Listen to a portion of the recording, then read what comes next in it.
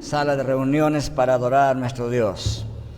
Como ha anunciado nuestro presbítero Luis Mendoza, en esta mañana vamos a continuar con nuestras reflexiones y meditaciones y exposiciones en la carta del apóstol Pablo a los romanos. Estamos avanzando un poco lentamente. Nos toca hoy día los versículos 2 hasta el 5. Entonces vamos a leer Romanos capítulo 2, versículos 2 al 5. El domingo antepasado explicamos el versículo 1 y dijimos que cuando Pablo dice: oh hombre, quien quiera seas tú que juzgas, ¿quién es esa persona? Y hicimos una exposición para decir que el mismo texto de Romanos nos explica que esa persona es un judío.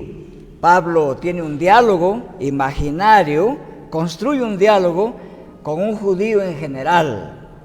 Y ese modelo de explicar algo dialogando con otra persona se llama o se llamaba diatriba en el género literario griego de aquel entonces.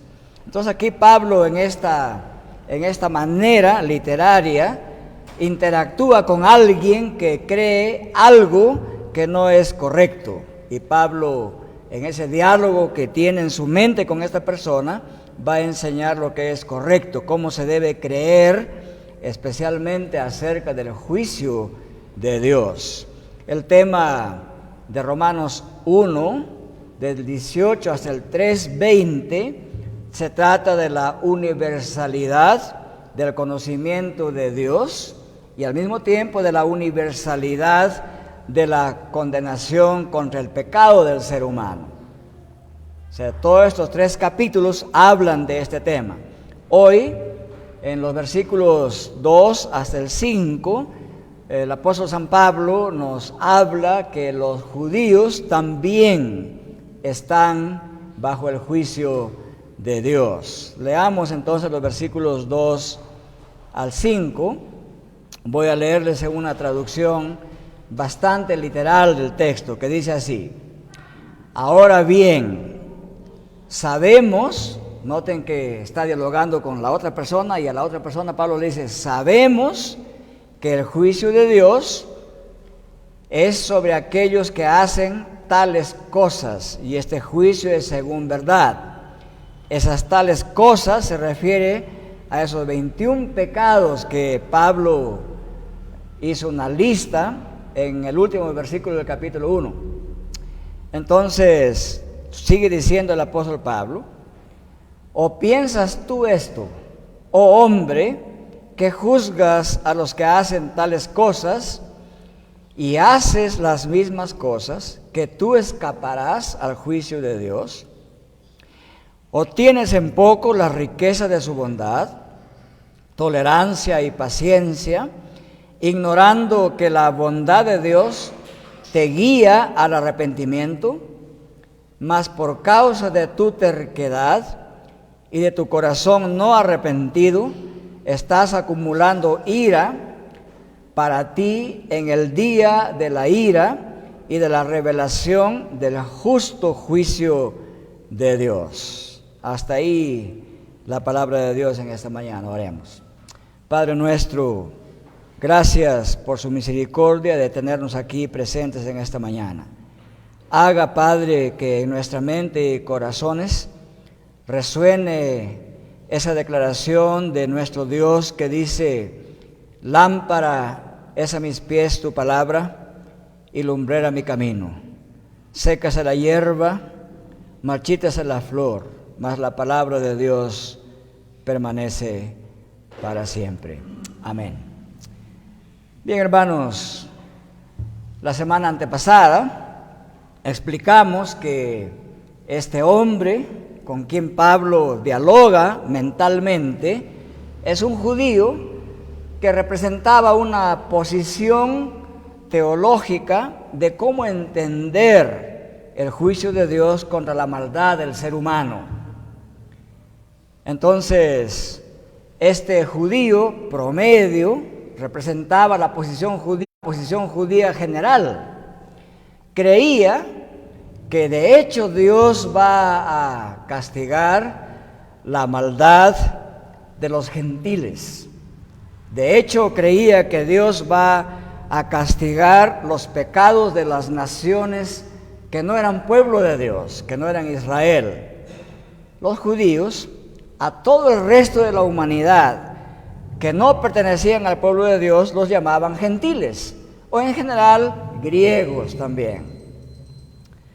Y ellos creían que Dios iba a castigar fuertemente a los gentiles porque no estaban bajo la ley de Dios, y que los judíos los trataría de forma especial porque ellos eran pueblo especial de Dios. Entonces, en el fondo, la literatura judía de ese tiempo, extrabíblica, trataba de enseñar que como que Dios pasaba por alto los pecados de su pueblo. Como son su pueblo, son sus hijos declarados, son miembros del pacto, pensaban que van a tener un trato muy especial ante la corte de Dios por sus pecados.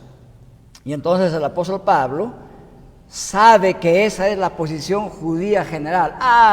Nosotros somos judíos, somos pueblo del pacto, estamos protegidos, tenemos templo, tenemos promesas, así es que Abraham es nuestro padre, Dios nos va a tratar de manera muy especial. Pero a esos judíos, ¿no? Entonces Pablo arma este diálogo con este judío para explicar en los versículos 2 al 5 que los judíos también están bajo el juicio de Dios sin ninguna distinción especial que el resto del mundo. ¿Se imaginan ustedes el shock que esto causaba al judío escuchar esto de Pablo?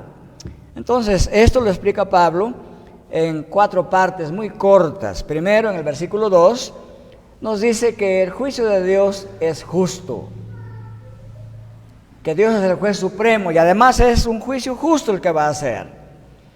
Y en el versículo 3 nos dice que el que practica el pecado, sea judío o sea gentil, no escapará del juicio de Dios. Ya eso al judío lo va poniendo en ascuas, ¿no? O sobre brasas, como decimos. Y en tercer lugar, en el versículo 4 nos enseña que el hecho que Dios tarda en emitir una sentencia condenatoria sobre todo ser humano, no es que Dios se haga de la vista gorda contra el mal, no, es para estimularnos al arrepentimiento, para darnos tiempo de arrepentirnos. Y en el versículo 5 nos enseña que el que no se arrepiente, al que no se arrepiente la Biblia le llama impenitente, contumaz. El que no se arrepiente en su vida y sigue practicando el pecado, lo que está haciendo es acumular sobre sí ira de Dios para el juicio final. Esas son las 4 cosas que Pablo nos enseña en estos versículos 2 al 5. Primero, el juicio de Dios es justo. En este diálogo con este judío promedio o representante de esta opinión de que Dios tratará duramente al gentil contra el pecado, para el judío lo tratará muy suavemente en forma distinta, que tendrá preferencias con el judío. Pablo le dice: ahora bien, como si dijera, mira judío, tú y yo sabemos que el juicio de Dios es sobre aquellos que hacen tales cosas y es un juicio justo, según verdad. ¿Qué significa, en primer lugar, aquí el juicio de Dios? ¿A qué se refiere con este juicio de Dios? En realidad, cuando uno estudia bien la terminología que usa Pablo quiere decir que ese juicio es el veredicto judicial de condenación. En términos modernos, se refiere a la sentencia judicial de Dios. Cuando alguien es juzgado, después que se presentan todas las pruebas de su culpabilidad y los hechos demuestran que es culpable de tal y tal delito, el juez emite una sentencia. Y en esa sentencia establece los hechos y al mismo tiempo establece la pena que se va a aplicar. A ese juicio se refiere aquí, a la sentencia de Dios. Obviamente esa sentencia es en el juicio final.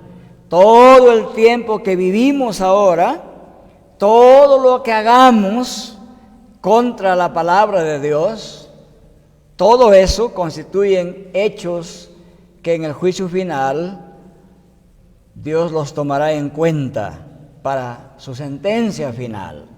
A ese juicio se refiere aquí. Ese juicio final que Dios hará es un juicio según verdad, es un juicio justo. ¿A qué se refiere según verdad? Significa que la sentencia que Dios emita en ese juicio final estará plenamente conforme, corresponderá a los pecados que hayamos cometido, a los hechos. No será más, no será menos. Esto es importante que judíos y gentiles supieran. Y entonces los hechos son los hechos pecaminosos. Y los judíos presumían, claro, nosotros somos pueblo especial de Dios. Por lo tanto, Dios tendrá un trato especial con nosotros, pero a los demás los va a juzgar duramente. Pablo dice, no, nadie es inmune al juicio de Dios. En consecuencia, el apóstol confronta a este judío que así pensaba y le dice que si el juicio de Dios es verdadero, si es justo, y si él siendo judío comete los mismos pecados que los gentiles, entonces no escapará del juicio de Dios. Si Dios es justo, si aplica su juicio y su sentencia final contra los pecados de las personas, y si los judíos cometen los pecados que cualquier persona, por lo tanto, a él también le tocará el juicio de Dios. Esa es la lógica de Pablo aquí. En segundo lugar, en el versículo 3, Pablo sigue confrontando a este judío y le dice, ¿o piensas tú esto, oh hombre, que juzgas a los que hacen tales cosas y haces tú las mismas cosas, piensas que escaparás del juicio de Dios? Claro, Pablo, con este estilo de pregunta, no está esperando que este judío le responda sí o no. En esta forma de literatura llamada retórica, esta pregunta no exige una respuesta negativa. Quiere que el judío responda, claro, claro que sí. Dios me va a juzgar a mí también. No voy a escapar de ese juicio. Podemos decir que Pablo establece aquí esta lógica judicial. Primero, si el juicio de Dios cae sobre los que cometen pecados, esas cosas abominables que se mencionan en el capítulo 1, si el juicio de Dios cae sobre esas personas, y si el judío que se pone como juez, autojustificándose, pero comete esos mismos pecados, por tanto Dios que es juez justo, también juzgará imparcialmente a ese judío.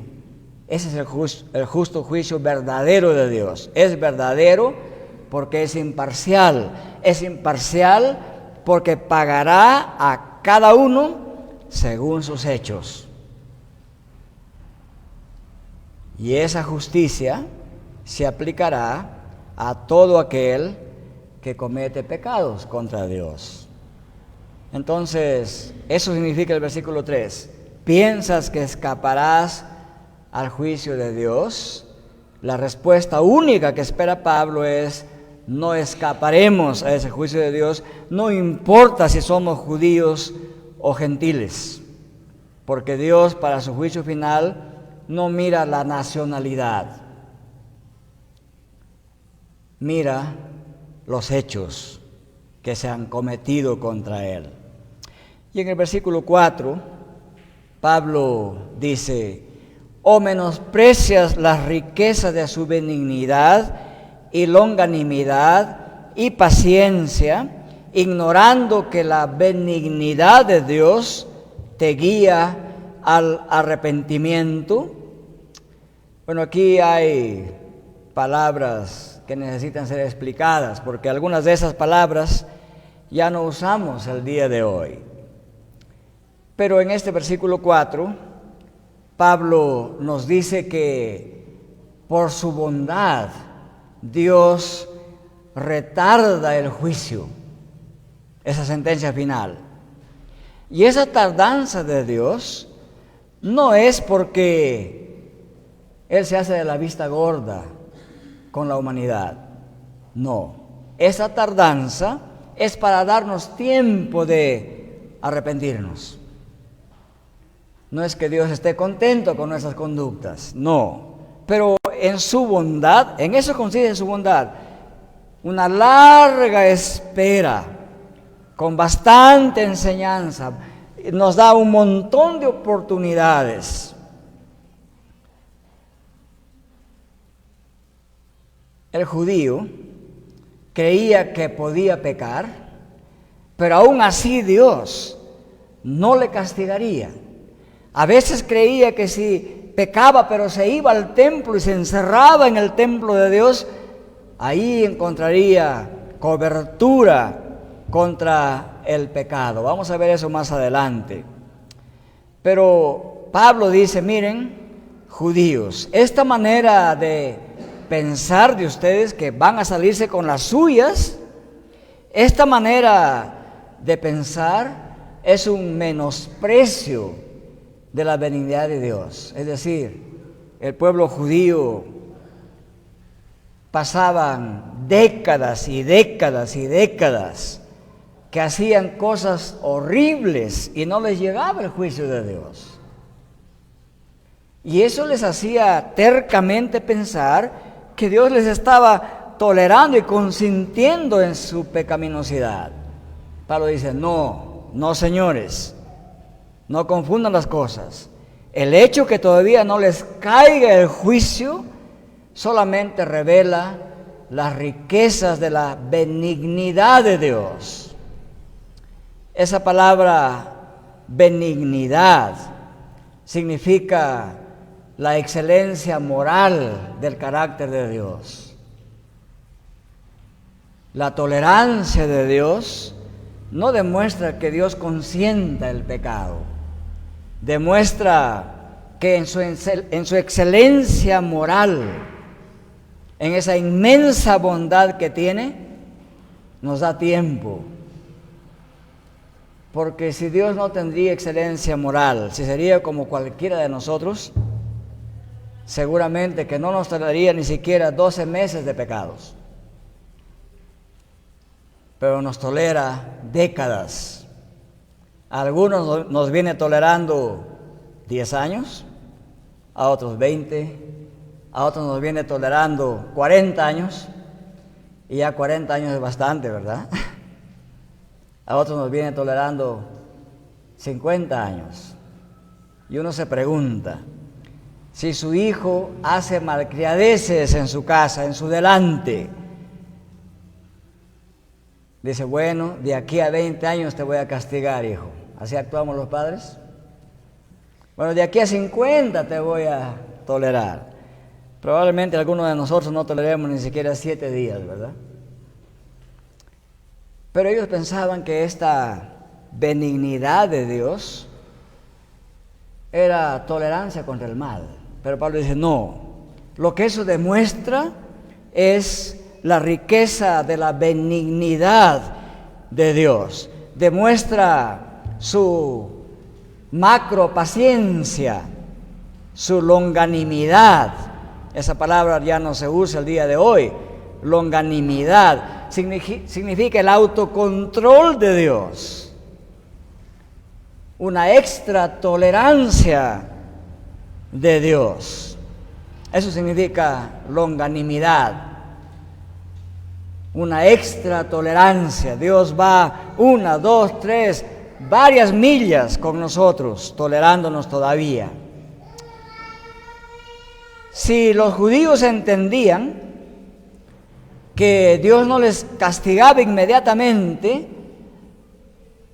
no era porque Dios no le moleste el mal, sino que mostraba la riqueza de su paciencia. Esa palabra paciencia es una palabra que nosotros la usamos de una manera un poco ligera, ¿verdad? Y aún así, los seres humanos decimos a veces, ya me estás agotando la paciencia, como si tan pacientes fuéramos, ¿verdad? En el idioma griego, esa palabra paciencia empieza con la palabra macro. La palabra macro significa algo grande, ¿verdad? Macrothumia es el término griego y significa una paciencia grande, larga, bien tolerante. Y eso revela la fortaleza moral de Dios. Dios no es fosforito como el ser humano, no se enciende rápidamente. Imagínense usted, haga un recuento de su vida, hagamos un recuento de nuestra vida. En 40 años, en 50, en 60, en 70, en 80 años, uno revisa su vida y probablemente cuente los pecados no por docenas, probablemente por miles, ¿verdad? Solamente piensen que si ustedes son muy buena gente, entre comillas, han cometido 1000 pecados por año. Eso significa unos 3 pecados por día. Y por supuesto hemos cometido mucho más. Pero supongamos eso. En 50 años usted tiene 50,000 pecados. Y Dios todavía no nos ha cortado el cuello. ¿Demuestra a que Dios le gusta la maldad? No. Demuestra su inmensa paciencia, su inmensa bondad, su inmensa misericordia. Así que no nos confundamos. No podemos decir, bueno, si me ha tolerado 40 años, me tolerará 40 añitos más, o 80 añitos más. No puede ser esa nuestra manera de pensar. Y así es como los judíos pensaban a veces. Casi en los momentos que estaban para ser exilados y castigados, Jeremías advirtió de esta mentalidad negativa a su pueblo. Le advirtió la palabra de Dios. Jeremías predicaba en los últimos años cuando Dios estaba dispuesto a enviar el ejército de Babilonia, destruir Jerusalén, el templo, capturar el gobierno, los funcionarios del gobierno y toda la clase rica de Israel. Estaba a punto de hacer eso Dios. Y ellos decían, no, Dios no puede hacer eso. Somos pueblo especial de Dios. Dios tiene un pacto con nosotros. Él no va a hacer eso. Y Jeremías viene y les dice así: escuchen, judíos. El pecado de Judá está escrito con cincel de hierro y con punta de diamante. El profeta imagina un lapicero de hierro con punta de diamante que es lo más duro que hay. Quiere decir que Dios ya ha grabado bien el pecado de Israel, lo tiene bien claro. Está esculpido en la tabla del corazón de Judá y en los cuernos de los altares, mientras sus hijos se acuerdan de sus altares y de sus imágenes de acera, o sea, la idolatría, que están junto a los árboles frondosos, en los collados altos, sobre las montañas, sobre el campo. Todos tus tesoros entregaré al pillaje por el pecado de tus lugares altos, en todo tu territorio. Y perderás la heredad que yo te di, y te haré servir a tus enemigos en tierra que no conociste, porque fuego habéis encendido en mi furor, que para siempre arderá. La paciencia de Dios con Israel, antes de enviarlo al exilio a Babilonia, fue larga. Duró siglos esa paciencia de Dios. Duró por varias generaciones. Pero Dios llegó a decir a Israel: has traspasado los límites y recibirás lo que mereces. Lo declararon a Jeremías antipatriota. Lo expulsaron, tuvo que irse a Egipto huyendo. Y mientras Israel, en la crema innata del gobierno y de la sociedad, fueron tomados presos, su rey fue hecho prisionero, le sacaron los ojos delante de sus hijos y se los llevaron, y a él también, al rey, a Babilonia, como mofa, como burla, como vergüenza pública, como humillación pública. Por siglos Dios los toleró, pero Dios tiene también un tiempo en que va a juzgar. Y luego asumió, durante el tiempo del exilio, Dios en su misericordia les dio a Ezequiel como profeta, para seguir explicándoles por qué Israel ahora estaba prisionero, esclavo, avergonzado en Babilonia. Y Ezequiel les dice así: aconteció que cuando ellos iban matando y quedé yo solo, me postré sobre mi rostro y clamé y dije: ah, Señor Jehová, ¿destruirás a todo el remanente de Israel derramando tu furor sobre Jerusalén? Y me dijo: la maldad de la casa de Israel y de Judá es grande sobremanera. Y me dijo: la tierra está llena de sangre y la ciudad está llena de perversidad, porque han dicho: ha abandonado Jehová la tierra y Jehová no ve. Así pues haré yo, mi ojo no perdonará, ni tendré misericordia, haré recaer el camino de ellos sobre sus propias cabezas.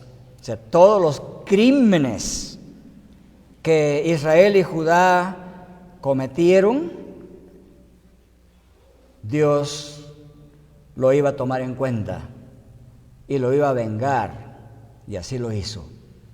Duró siglos, pero así lo hizo.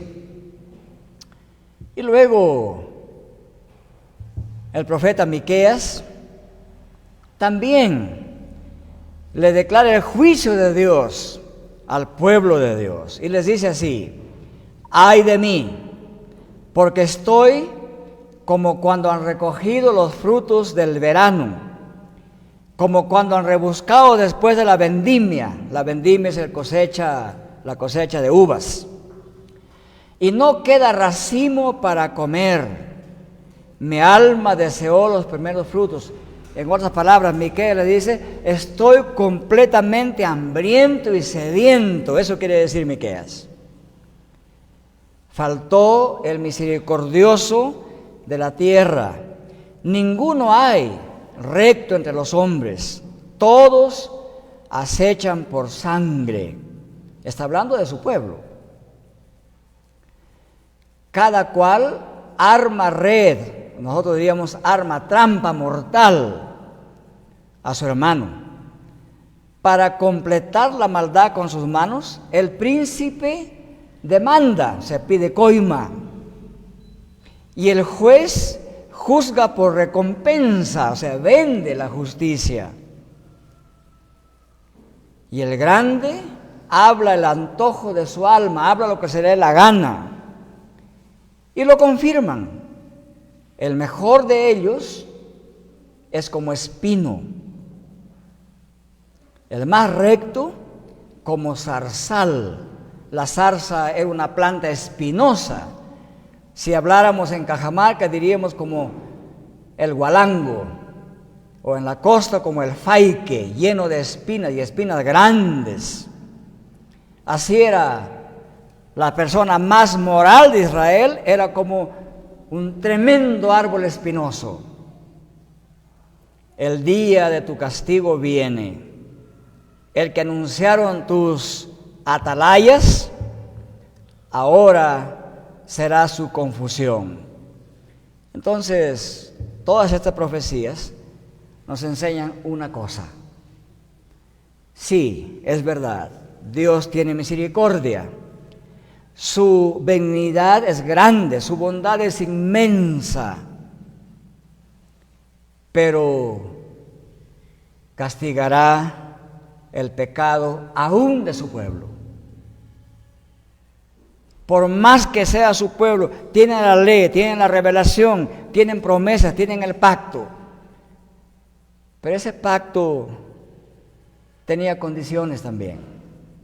Si el pueblo permanecía fiel a la ley de Dios, a la enseñanza de Dios, la palabra ley de Dios en general significa instrucción, enseñanza de Dios. Si la gente se mantenía dentro de la enseñanza de Dios, Dios los bendeciría permanentemente.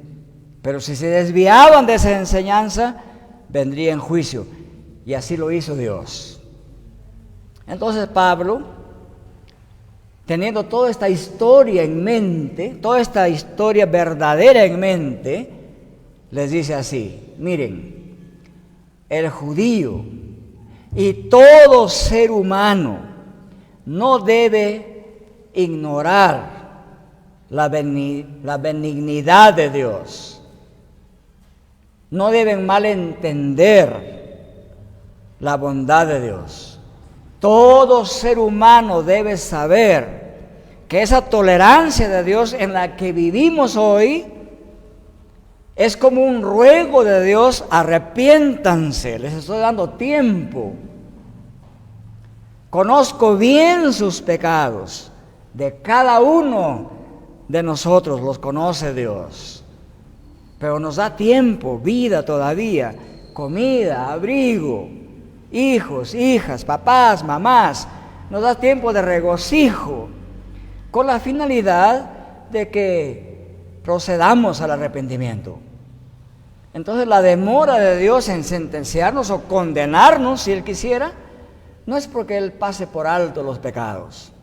Él sabe nuestros pecados, pero nos muestra su gracia y misericordia para que procedamos al arrepentimiento. Finalmente, el versículo 5. Por tu corazón duro y no arrepentido, le sigue diciendo al judío, atesoras para ti mismo ira para el día de la ira y de la revelación del justo juicio de Dios. Bien, ya hemos dicho claramente que el hecho que Dios tarde en ajusticiarnos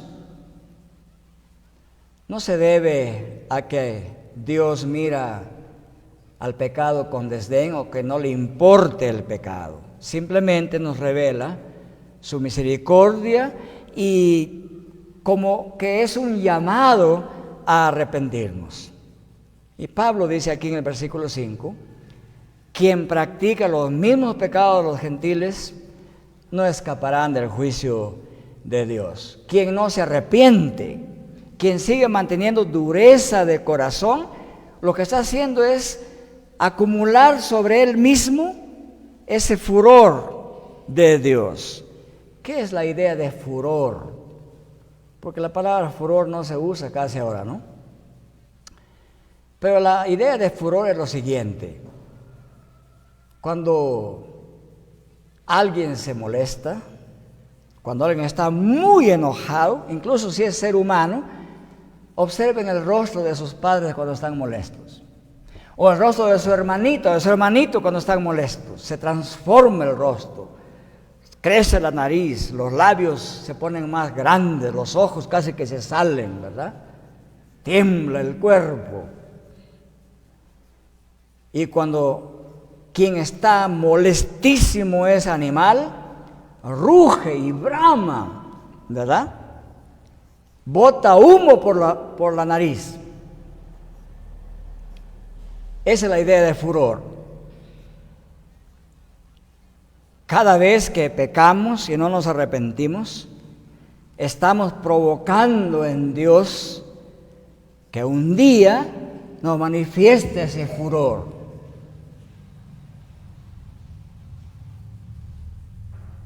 Eso es lo que dice Pablo aquí. Tu corazón no arrepentido, tu terquedad, solamente logra una cosa: acumular furor de Dios sobre ti. Porque Dios, siendo justo, ciertamente eso hará. Y pues Pablo le hace recordar a los judíos las advertencias de Dios. Jeremías otra vez, en el capítulo 9, versículos 23 al 26, dice al pueblo de Dios, poquito antes de que sea llevado prisionero, cautivo a Babilonia: así dijo Jehová, no se alabe el sabio en su sabiduría, ni en su valentía se alabe el valiente, ni el rico se alabe en sus riquezas. Mas alábese en esto el que se hubiere de alabar, en entenderme y conocerme, que yo soy Jehová, que hago misericordia, juicio y justicia en la tierra. Porque estas son las cosas que quiero, dice Jehová. He aquí vienen días, dice Jehová, en que castigaré a todo circuncidado, es decir, a todo judío, y a todo incircunciso, es decir, a todo gentil, a todo ser humano. Y para que no tengan duda los judíos, dice Dios, castigaré a Egipto y a Judá, a Edom, a los hijos de Amón y de Moab, y a todos los arrinconados en el postrer rincón, aún en la última rendija que se escondan, ahí los perseguiré, agarraré y castigaré. A los que moran en el desierto tampoco están libres, ahí estaré para castigarlos. Porque todas las naciones, incluida Israel, son incircuncisas o impenitentes, y toda la casa de Israel es incircuncisa de corazón. ¿Qué nos quiere decir Dios ya en el Antiguo Testamento? Que lo que identifica al Hijo de Dios no son solamente señales externas. Voy a ser más claro. Que ni el bautismo, ni nuestra confesión y profesión de fe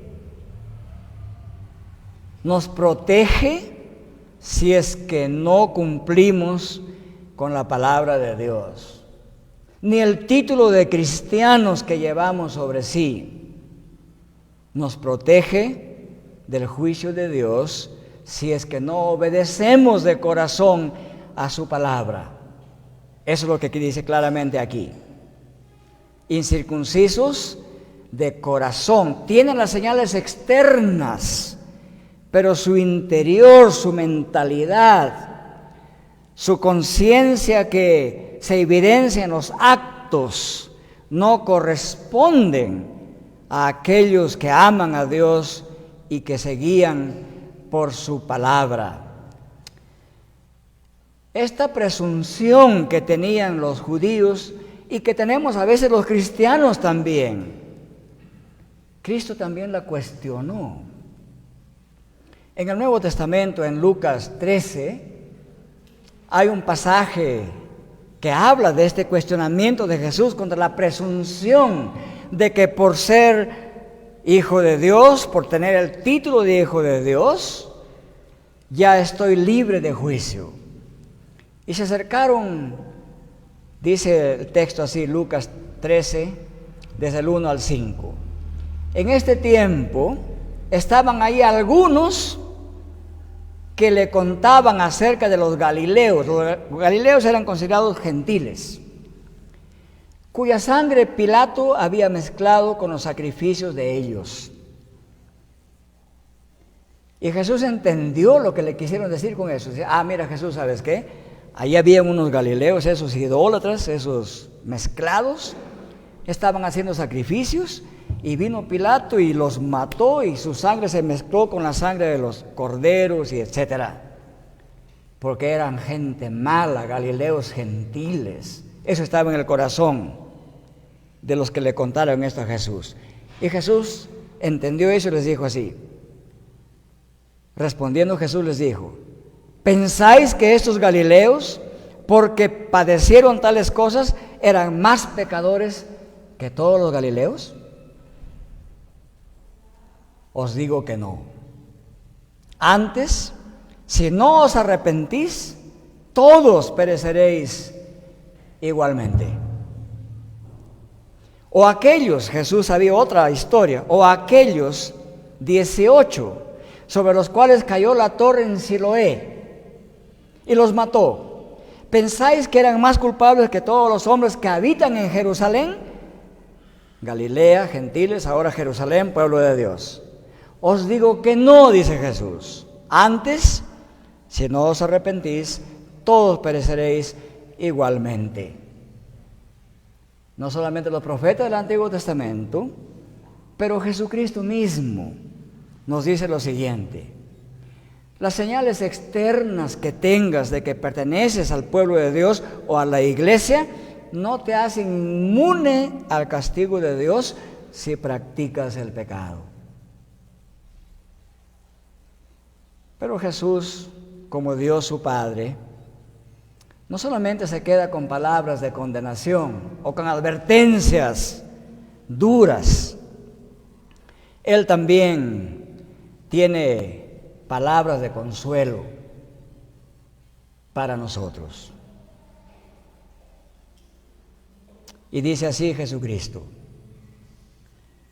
o mejor dicho, el apóstol San Juan nos habla de Dios y de Cristo de esta manera: porque de tal manera amó Dios al mundo, que ha dado a su Hijo unigénito, para que todo aquel que en Él cree no se pierda, mas tenga vida eterna. Eso es lo opuesto. Todo aquel que pecare será castigado, y si persiste hasta el final de su vida en su pecado, será castigado eternamente. Pero al mismo tiempo Jesús dice aquí que Él ha venido para que así como todo aquel que permanece en pecado será castigado, todo aquel que cree en Jesucristo no se perderá, mas tenga vida eterna. Porque no envió Dios a su Hijo al mundo para condenar al mundo, sino para que el mundo sea salvo por Él. ¿Por qué está Pablo machacando y machacando contra el pecado? Para concientizarnos y de esa manera guiarnos a Cristo, guiarnos a la salvación. Pablo no nos está criticando de nuestros pecados para que nos deprimamos, para que nos sintamos mal y nada más. Pablo, a través de hablarnos la verdad, de abrirnos la conciencia, de mirar como con microscopio en el corazón de nosotros, Pablo nos está empujando a Cristo. Y por eso sigue diciendo Juan 3:18, el que cree en Cristo no es condenado. El que sigue pecando será condenado. ¿Cuál es el remedio? El que cree en Cristo no será condenado. Pero el que no cree y no obedece ya ha sido condenado, porque no ha creído en el nombre del unigénito Hijo de Dios. Hermanos, hermanas, niños, niñas, ¿por qué Dios nos hace pensar permanentemente en nuestra pecaminosidad? Porque somos seres humanos pecadores. ¿Y para qué lo hace? Para mostrarnos que Cristo es Redentor, que Él nos puede sacar de la pecaminosidad y nos puede trasladar a su propia gloria, al reino de Dios. El que cree en Él no es condenado. Y eso es parte de la esencia del Evangelio que Pablo predica en este capítulo. Oremos. Nuestro Dios y Padre Celestial, gracias por instruirnos con su palabra. Gracias por hacernos ver nuestra pecaminosidad. Le suplicamos que ilumine nuestra mente y corazón para no refugiarnos en nuestros nombres de cristianos o creyentes. Concientice, Padre, lo más profundo de nuestro ser para apartarnos de la maldad, poner nuestra fe en Cristo, porque en Él, todo aquel que en Él cree no se perderá, tendrá vida eterna. Y el que cree en Cristo, no importa si es judío o gentil, sabio o no sabio, pero si cree de corazón en Cristo y sigue Cristo y obedece la palabra de Dios, entonces no será condenado. Padre, líbranos de la condenación, manténganos en el reino de su gloria. Por Cristo Jesús se lo suplicamos. Amén. Que el Señor bendiga su palabra.